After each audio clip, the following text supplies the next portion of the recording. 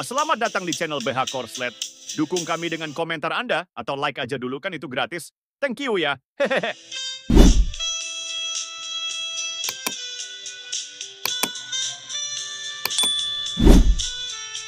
Bab 443. Semua wartawan di tempat kejadian tampaknya telah menangkap beberapa gosip menarik. Keluarga Davis secara pribadi menyatakan bahwa tidaklah tepat bagi Mary untuk menjalani tes paternitas. Anggota kedua keluarga telah berkumpul di sini, dan jelas ada masalah yang sedang terjadi. Para wartawan segera mengerumuni, tidak melihat ke arah Mary tetapi mengalihkan perhatian mereka ke arah Wayne. Tuan Davis, mengapa mereka tidak bisa melakukan tes paternitas? Bagaimana kondisi Nona Davis? Bukankah Tuan Ellis ayahnya? Melihat hal itu, Wayne berusaha mengatakan sesuatu, tetapi Ken langsung melotot ke arahnya, membuatnya takut dan terdiam. Ken kemudian tersenyum dan melangkah di depan para wartawan, sambil berkata dengan jelas, anak itu pasti anak Tuan Ellis. Tidak ada keraguan tentang itu. Tidak perlu bagi semua orang untuk bereaksi terhadap gosip. Lalu mengapa Tuan Wayne menolak saran itu? Ken mengerutkan kening, karena apa? Saat Ken sedang memeras otaknya untuk mencari alasan, sebuah suara berat tiba-tiba terdengar. Karena Mary baru 3 bulan, dan ada risiko tinggi yang terlibat dalam amniosentesis pada tahap ini. Ellis berjalan ke samping Mary dan memegang tangannya sekali lagi, wajahnya menunjukkan perhatian yang lembut saat menatapnya, tetapi matanya kosong. Mary, aku tahu kau tidak ingin orang lain meragukanku, tetapi demi keselamatan bayi, kita tidak perlu mengambil risiko ini. Setelah Ellis selesai berbicara, dia mengencangkan cengkeramannya pada tangan Mary. Tatapannya menyampaikan pesan yang berbahaya, jelas dia sedang memperingatkannya agar tidak mempermalukan dirinya sendiri. Mary memaksakan senyum. Ia mencoba melepaskan tangannya dari genggaman Ellis, matanya menunjukkan tekad. Ellis, kurasa orang-orang tidak sabar menunggu sampai aku aman untuk menjalani tes paternitas. Jika kita tidak membersihkan namamu, kau mungkin akan hidup dalam rumor dan fitnah. Dia mundur selangkah dan menatap wartawan lagi. Saya ingin meminta wartawan untuk menemani saya ke rumah sakit sekarang. Ellis mengepalkan tangannya erat-erat, menatapnya. Setelah beberapa saat, dia tersenyum pahit. Karena kamu sudah memutuskan, ayo kita lakukan. Ayo kita pergi ke rumah sakit sekarang juga. Setelah berkata demikian, ia minggir dan menunjuk ke arah mobil di dekatnya. Mary mengangguk dan berbalik untuk berjalan ke arah itu. Pada saat itu, wartawan lain angkat bicara. Tuan Ellis, Anda tidak akan pergi ke rumah sakit, kan? Jika itu rumah sakitmu, maka anak itu akan tetap dinyatakan sebagai anakmu, dan kita semua tahu apa artinya itu. Bahkan jika tes paternitas dilakukan, itu tidak akan berarti apa-apa. Tepat sekali, di rumah sakit Anda sendiri, bukti apapun bisa dipalsukan. Ellis memang berniat seperti itu tadi. Namun, setelah para wartawan menunjukkannya, tidak ada waktu baginya untuk mencari rumah sakit lain untuk membantu membuat laporan palsu. Dia mengerutkan kening, hendak berbicara, ketika Mary menyela. Jangan khawatir, kita tidak akan pergi ke rumah sakit milik keluarga Olsen. Kita akan pergi ke rumah sakit umum untuk menjalani tes demi menghindari manipulasi. Saya yakin rumah sakit terdekat yang cocok bagi kita adalah Rumah Sakit Bersalin dan Kesehatan Anak Pertama. Ayo kita ke sana. Rumah Sakit Bersalin dan Kesehatan Anak Pertama adalah rumah sakit umum di Glens, dan meskipun orang-orang dari 5 keluarga besar semuanya memiliki kekuasaan dan pengaruh, mereka tidak dapat mengatur apapun dalam waktu yang singkat. Para wartawan langsung mengangguk. Ellis memang mengendarai mobil rumah baru milik Olsen Group hari ini, yang dapat menampung banyak orang. Setelah Mary dan Ellis masuk, Tuan Olsen dan Nyonya Olsen segera mengikuti mereka dan juga menaiki kendaraan. Keira dan Lewis saling berpandangan. Mobil rumah itu terlalu penuh, sebaiknya mereka menyetir sendiri ke sana. Adapun keluarga Davis, mereka masuk ke mobil mereka sendiri, dan bersama para wartawan, seluruh rombongan menuju Rumah Sakit Bersalin dan Kesehatan Anak Pertama. Di dalam mobil keluarga Olsen, Nyonya Olsen mengerutkan kening ke arah Ellis. Ellis, apa sebenarnya yang terjadi di sini? Apakah anak itu benar-benar anakmu? Ellis tidak berbicara. Nyonya Olsen tampaknya memahami sesuatu dan menoleh ke Mary. Mary, apa yang terjadi padamu? Jika anak itu bukan anak Ellis, membuat keributan tentang pergi ke rumah sakit bersalin dan kesehatan anak pertama akan menempatkan keluarga Olsen dalam posisi yang sulit. Tuan Olsen langsung berkata, mungkin sudah terlambat untuk membuat pengaturan sekarang karena ada begitu banyak wartawan dan media yang menonton. Mereka pasti punya orang-orang yang menunggu di rumah sakit, dan jika kita melakukan sesuatu, mereka akan mengetahuinya. Apa yang harus kita lakukan sekarang? Alice mengerutkan bibirnya dan menatap Mary. Dia mendengus. Apa sebenarnya yang kau lakukan? Mary, kesabaranku padamu terbatas. Mary menunduk tanpa menatap mata pria itu dan menoleh ke arah Tuan dan Nyonya Olsen.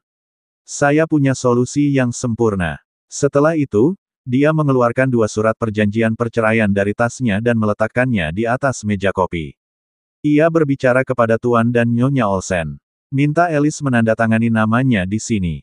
Begitu hasil tes keluar, jika anak itu bukan anaknya, maka kita dapat mengumumkan secara terbuka menggunakan dokumen ini bahwa dia dan saya telah bercerai.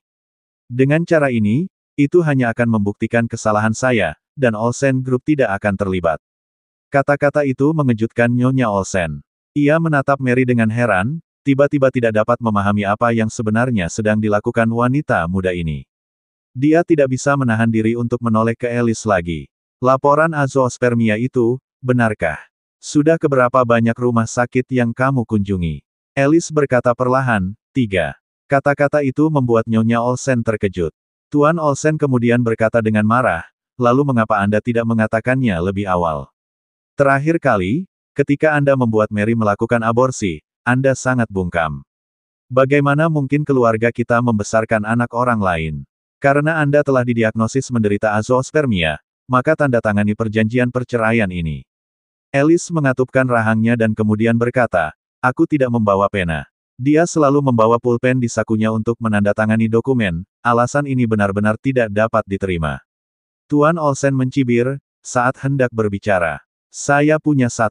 Mary mengeluarkan pulpen dari tasnya dan menyerahkannya kepada Alice. Ia menatap surat perjanjian perceraian di depannya dan berkata perlahan, aku sudah menandatangani namaku. Kau tinggal menandatangani namamu saja.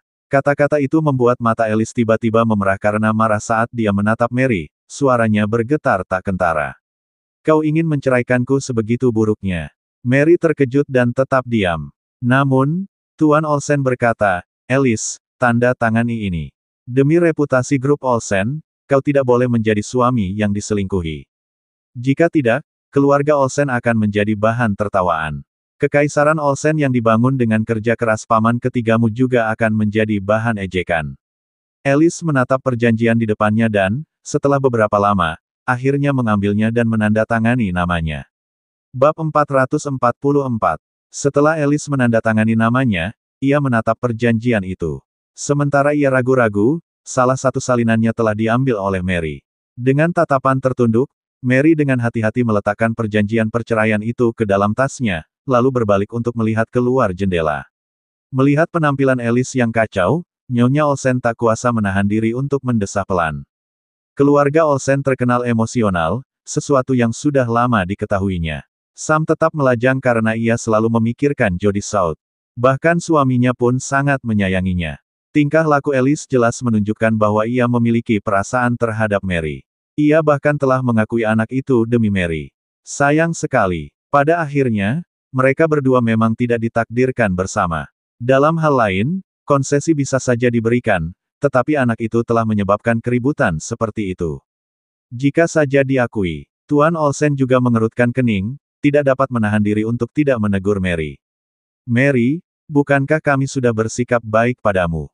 Bagaimana mungkin kau melakukan hal seperti itu? Alice, mengapa kau tidak membiarkan pamannya memukulinya sampai mati saat itu? Sebaliknya, kau dipaksa menyetujui pernikahan ini. Apa kau sudah gila? Mary menundukkan kepalanya, tidak berkata apa-apa. Alice juga mengerutkan kening dan tetap diam. Untuk sesaat, tidak ada yang berbicara. Tidak ada yang menyadari bahwa tangan Alice terkepal erat, dan seluruh tubuhnya memancarkan hawa dingin yang menusuk. Mobil itu segera tiba di rumah sakit. Tuan dan Nyonya Olsen keluar dari mobil, hendak mengatakan sesuatu, ketika mereka melihat Alice tiba-tiba menutup pintu dan berteriak kepada pengemudi, keluar. Pengemudi itu terkejut dan tanpa sengaja keluar dari mobil. Alice kemudian mengunci pintu, sehingga tidak mungkin untuk membukanya dari luar. Matanya memerah saat dia menatap Mary. Mary menatapnya. Apa yang sedang kamu lakukan? Suara Alice terdengar samar. Apakah tes paternitas ini perlu? Mary tercengang. Alice tertawa dingin. Apa? Dulu? Saat anak itu tidak punya ayah, kau menganggapku sebagai orang yang mudah ditipu. Sekarang kau begitu ingin menyingkirkanku. Apakah karena ayah anak itu sudah kembali? Atau kau sudah menghubunginya lagi? Mary berkata, aku tidak, Miff. Alice menelan sisa kata-katanya. Gelombang hasrat yang tak terkendali memenuhi dada Alice. Ia begitu marah hingga ia merasa akan meledak saat itu juga. Mary berusaha keras untuk mendorongnya. Alice, lepaskan aku, kau. Namun Alice sama sekali tidak peduli dan menggigit bibirnya dengan keras. Ia menciumnya dengan ganas, seolah-olah ia ingin melahapnya. Di luar, Tuan dan Nyonya Olsen melihat ke dalam, mencoba melihat apa yang sedang terjadi, tetapi jendela mobil itu dilapisi kaca film khusus. Dari dalam, orang bisa melihat keluar, tetapi dari luar, orang tidak bisa melihat apa yang sedang terjadi. Nyonya Olsen mengetuk jendela. Alice, apa yang sedang kamu lakukan? Alice tidak menanggapinya dan terus-menerus memegang kendali atas Mary, dengan panik ingin memilikinya. Mary mendorong Alice menjauh. Alice, lepaskan aku. Ada wartawan di mana-mana. Lepaskan aku. Namun Alice hanya menatapnya dan mencibir dingin. Apa kau ingin meninggalkanku demi itu? Mary, apa kau pikir aku akan membiarkanmu pergi begitu saja? Mary panik. Alice, kita baru saja menandatangani perjanjian perceraian. Jadi apa? Tangan besar Alice menekan perut Mary. Ia memberikan sedikit tenaga, dan pupil mata Mary mengecil. Alice, apa yang kau lakukan? Karena kau meninggalkanku karena anak ini, maka, biarkan anak itu menghilang. Setelah mengatakan itu, Alice mulai menekan lebih keras. Tindakan ini membuat mata Mary membelalak ketakutan, dan ia memohon belas kasihan. Alice, lepaskan aku. Anak ini milikmu. 3 laporan tes semuanya mengatakan azoospermia, dan Anda masih berbohong sekarang. Alice melotot ke arahnya. Tahukah kau saat aku pergi ke rumah sakit itu untuk tes, aku merasa seperti bahan tertawaan. Mary, aku percaya kebohonganmu yang terkutuk itu. Dia bertanya dengan geram sambil menggertakkan gigi, apakah kamu tidak mencintaiku? Bukankah kamu menceritakan kisah itu kepada wartawan dengan kasih sayang yang tulus? Jadi, demi aku, mengapa kamu tidak menyingkirkan bayi ini? Mary berteriak. Alice, dasar. Alice mencibir. Ya, aku mengakuinya, Mary. Aku katakan padamu, aku menginginkanmu, jadi kau tidak bisa memelihara anak ini. Hari ini, aku tidak akan menunjukkan belas kasihan lagi.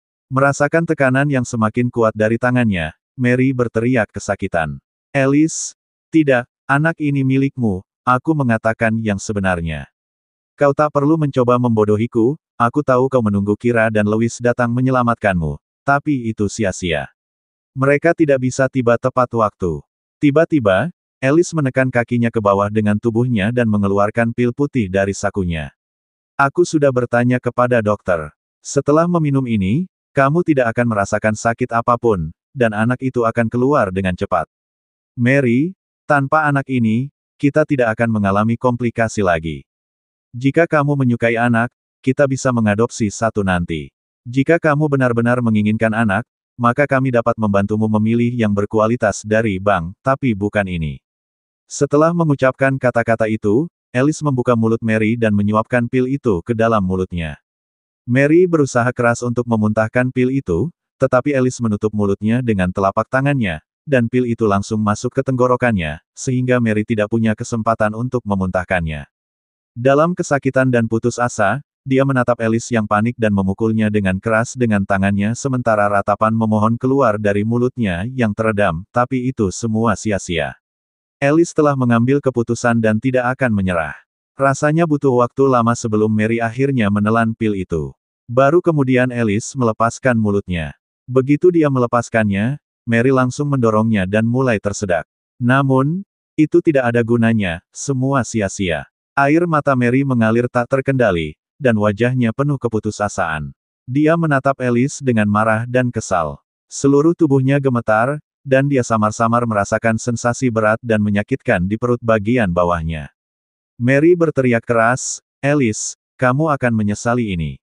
Aku tidak akan melakukannya. Bab 445.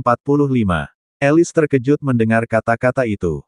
Ia tidak menyangka bahwa di saat seperti ini, Mary masih bersikeras untuk melakukan tes paternitas.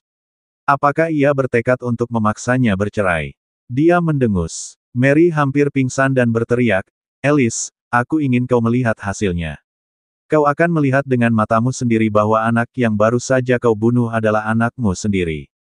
Mary, tidak perlu lagi memprovokasiku. Aku tahu kau melakukan ini hanya untuk memaksaku menceraikanmu, tapi aku tidak akan melakukannya.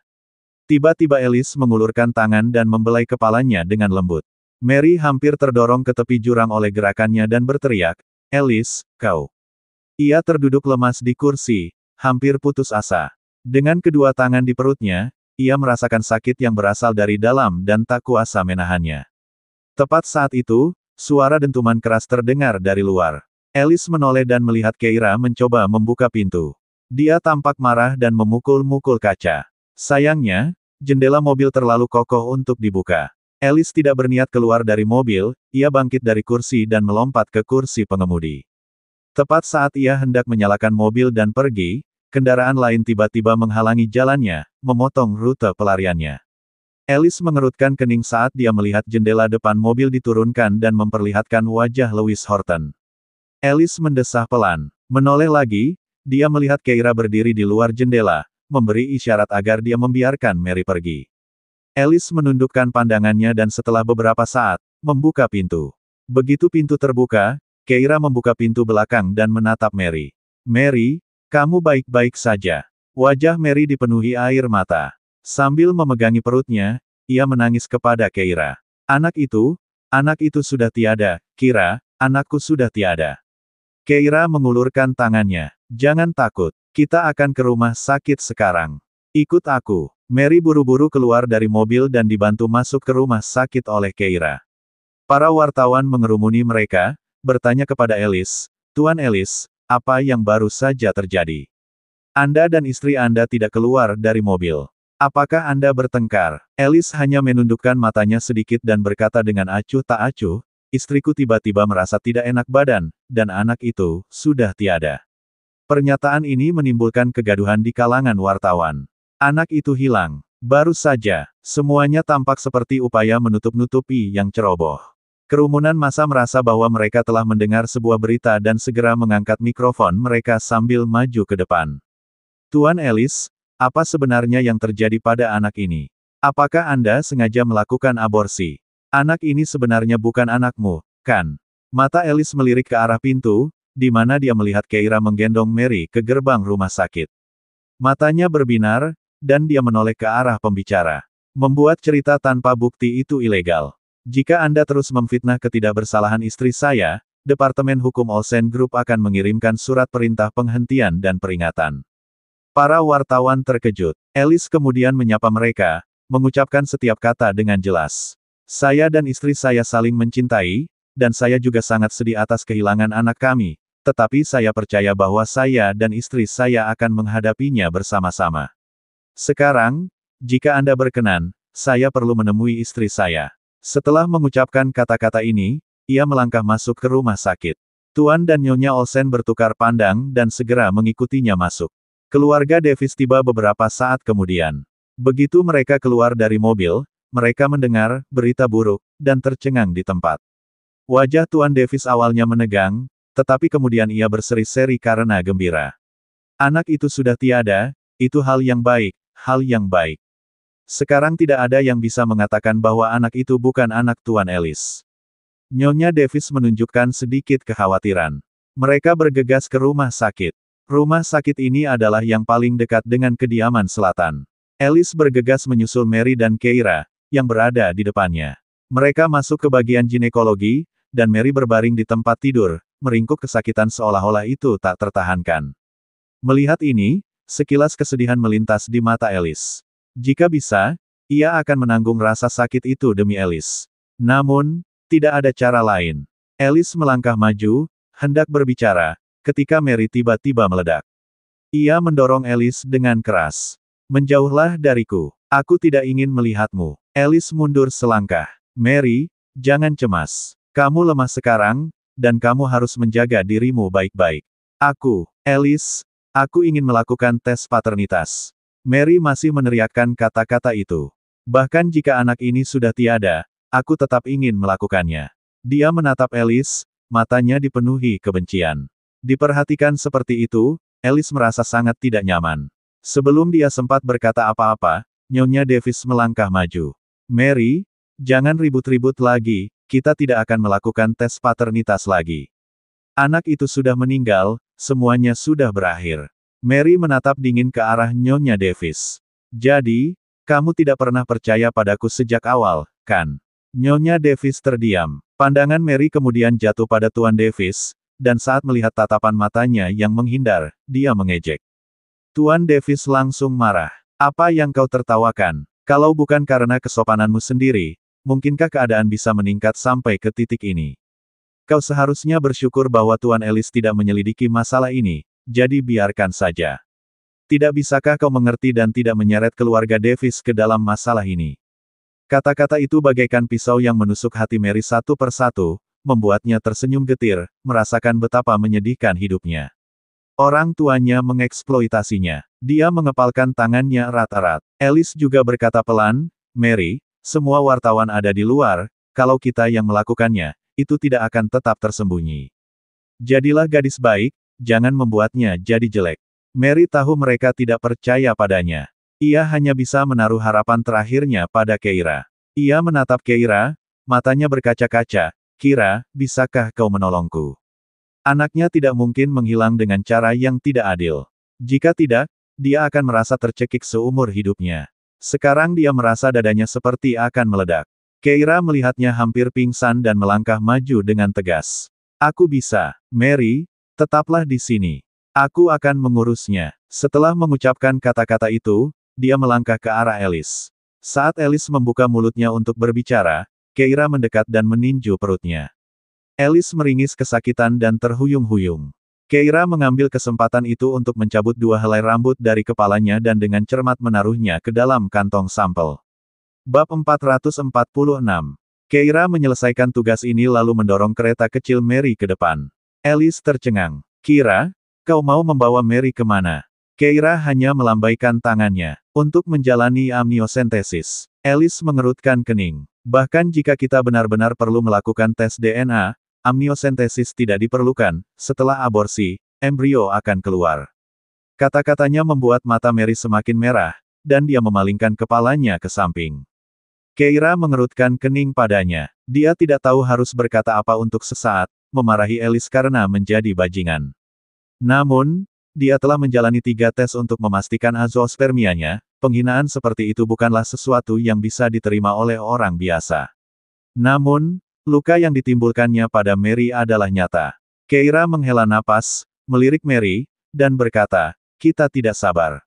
Butuh waktu paling tidak 2 atau 3 jam agar pil aborsi itu berefek, hal ini membuat Alice semakin mengernyit.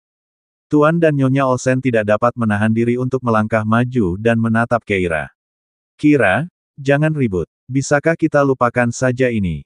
Bahkan demi reputasi keluarga Olsen dan keluarga Davis, dan demi kerjasama antara kedua keluarga. Dengan keadaan yang tidak jelas seperti sekarang, apakah menurutmu reputasi kedua keluarga itu akan tetap terjaga? Keira menatap mereka. Balikkan pandanganmu dan lihat berapa banyak wartawan yang mengawasimu. Apa yang akan mereka katakan tentangmu jika kita tidak melakukan ini? Tapi mereka tidak punya bukti, dan jika kita melakukannya, Wayne memulai, mengerutkan kening. Keira menatapnya. Memangnya kenapa kalau kita melakukannya? Wayne menegangkan dagunya, tidak berani mengatakan sesuatu yang kasar kepada Keira, dan malah menoleh ke Mary. Mary, sudah cukup. Keira tidak memberi Mary waktu untuk menghadapinya dan terus mendorong Mary ke area amniosentesis. Sambil berjalan, ia melirik Alice. Alice, kau akan menyesali ini. Lalu, dia melangkah maju. Alice berdiri terpaku di sana, memperhatikan mereka pergi. Entah mengapa, rasa panik tiba-tiba muncul dari lubuk hatinya. Ketiga hasil tes itu semuanya mengonfirmasi azoospermia, yang merupakan pukulan telak baginya, dan ia kehilangan semua kepercayaan dirinya. Ditambah lagi, reputasi Mary memang tidak baik sebelumnya, jadi ia yakin bahwa anak itu bukan anaknya. Namun, tatapan mata Keira, bersama dengan ekspresi tegas Mary, membuatnya mengerutkan kening dan mengikuti mereka. Kerumunan, termasuk wartawan, mengikuti di belakang Keira. Mereka yang tertarik dengan perselingkuhan itu mendiskusikannya dengan bersemangat. Di dalam bangsal rumah sakit Jackson, Austin melihat situasi terkini dan mendengus. Sungguh konyol. Apa yang Kira rencanakan? Keluarga lain akan melakukan apa saja untuk menutupi skandal semacam itu. Mengapa dia harus mengonfirmasinya? Wajah Jackson juga muram. Mungkin dia berharap keberuntungan. Bagaimana kalau ternyata anak itu anak Alice? Austin mengerutkan bibirnya. Bagaimana mungkin? Dia didiagnosis menderita azoospermia. Jackson menatap siaran langsung itu. Kira bodoh sekali. Mary mungkin bersikeras mengikuti ujian untuk mencari jalan keluar. Banyak orang yang melihatnya dan berusaha mencegahnya, hanya Kira yang menganggapnya serius. Sekarang, Mary pasti mengumpat dalam hati. Austin, kita akan menyaksikan pertunjukan yang luar biasa kali ini. Austin menggoyangkan kakinya tetapi tiba-tiba merasa hal itu tidak ada gunanya. Kalau saja ada tes DNA di seluruh negeri, dengan begitu kita bisa menemukan saudara perempuanku. Sementara itu, di ruangan yang remang-remang, sebuah tangan ramping memegang gelas anggur, memutarnya dengan lembut. Wanita itu menyilangkan kakinya, matanya menatap berita di layar, bibirnya perlahan melengkung membentuk senyum. Dia meneguk anggur itu dalam sekali teguk lalu berbicara dengan suara tenang. Kira ini cukup menarik. Tak peduli bagaimana reaksi dunia luar, Keira membawa Mary untuk melakukan amniosentesis dan mengambil sampel DNA anak itu. Ia bersiap untuk mengirim sampel Alice dan sampel DNA anak itu ke lembaga pengujian. Wajah Mary pucat, dan ia bersandar pada Keira untuk meminta dukungan, bersikeras untuk ikut dengannya.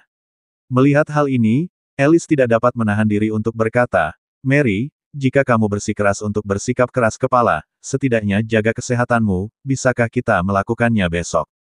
Kamu sekarang, ada apa denganku sekarang? Mary bersandar lemah pada Keira, menatap tajam ke arah Alice. Semua ini berkat dirimu. Alice terdiam sesaat. Mary menoleh ke arah Keira. Kira, bawa aku ke sana sekarang. Aku harus mendapatkan hasilnya. Keira mengangguk, mendukung Mary saat mereka perlahan berjalan keluar. Tangan Mary berada di perutnya, dan dari belakang, ia tampak lemah dan kurus. Kali ini ia tidak ikut naik mobil Alice, tetapi masuk ke mobil Keira. Mobil itu melaju pelan, membawa anggota keluarga Olsen dan Davis, serta sekelompok besar wartawan, ke pusat lembaga pengujian. Setelah menyerahkan kedua sampel, Keira duduk bersama Mary. Hasilnya akan keluar dalam waktu setengah jam. Alice memperhatikan Mary dari kejauhan dengan tangan terkepal erat. Mary jelas kesakitan. Ia membungkuk dan memegangi perutnya, tetapi ia tetap duduk di sana dengan pandangan tertuju pada pintu keluar tempat hasil tes akan keluar. Sepertinya ia harus mendengar hasil itu hari ini. Alice menarik napas dalam-dalam. Setelah beberapa saat, ia berjalan mendekati Mary. Bukankah kau hanya ingin menceraikanku?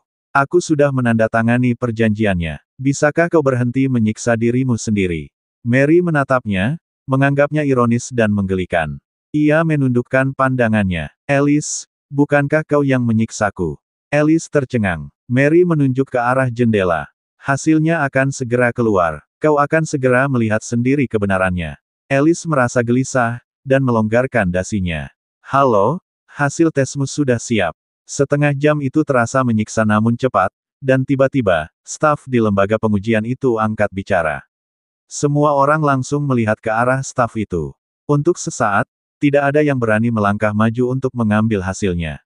Alice merasa seakan-akan terpaku di tempatnya, tidak mampu bergerak selangkah pun. Tuan dan Nyonya Olsen saling pandang, lalu menatap ke arah sekelompok wartawan, dan keduanya mendesah. Jika anak itu bukan anak Alice, keluarga Olsen akan dipermalukan. Jika anak itu anak Alice, mereka akan sangat menyesalinya. Jadi, hasil apapun pasti tidak mengenakan. Ketika mereka masih bimbang, Keira berkata, tolong beritahu kami hasilnya. Kata-katanya membuat jantung Alice berdebar kencang, dan tanpa sadar dia ingin menghentikannya. Namun kemudian dia mendengar anggota staf itu berkata, hasil pencocokannya adalah 99,99%, yang mengonfirmasi hubungan ayah dan anak. Mendengar itu, ruangan menjadi sunyi senyap. Mata Alice terbelalak tak percaya, dan ia merasa seperti tersambar petir. Dia menoleh perlahan untuk menatap Mary dengan kaget. Mary menatapnya dengan mata berkaca-kaca. Alice, kau telah membunuh anakmu. Bersambung ke bab selanjutnya.